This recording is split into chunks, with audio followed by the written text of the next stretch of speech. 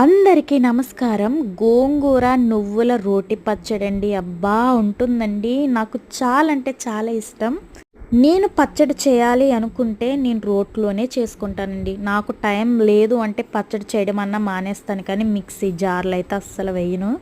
పచ్చిమిరపకాయలు బాగా పండినవి కాకుండా, బాగా పచ్చివి కాకుండా ఇలా దోరగా ఉండేటువంటి పచ్చిమిరపకాయలు అయితే ఈ గోంగూర పచ్చడిలోకి చాలా బాగుంటుంది. నువ్వుల్ని వేయించేసుకుని పక్కకైతే తీసేసుకోవాలి. అదే ప్యాన్లో గోంగూరను కూడా వేసుకుని, రాళ్ళు ఉప్పు కూడా వేసుకుని దగ్గర పడేంత వరకు ఉడికించుకోవాలండి గోంగూరని. ఒక స్టీమర్ అయితే పెట్టుకుని ఉల్లిపాయ, పచ్చిమిరపకాయలు, వెల్లుల్లిపాయలు కాల్చుకోవాలి. ఈ స్మోకీ ఫ్లేవర్ పచ్చళ్ళలో ఉంటుందండి. చాలా అంటే చాలా బాగుంటుందండి.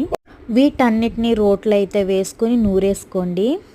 ఎప్పుడు కూడా పచ్చడిని మెత్తగా రుబ్బకూడదు, నలిగినట్టు రుబ్బుకోవాలి. అలా తింటుంటే ఉందండి అబ్బబ్బబ్బా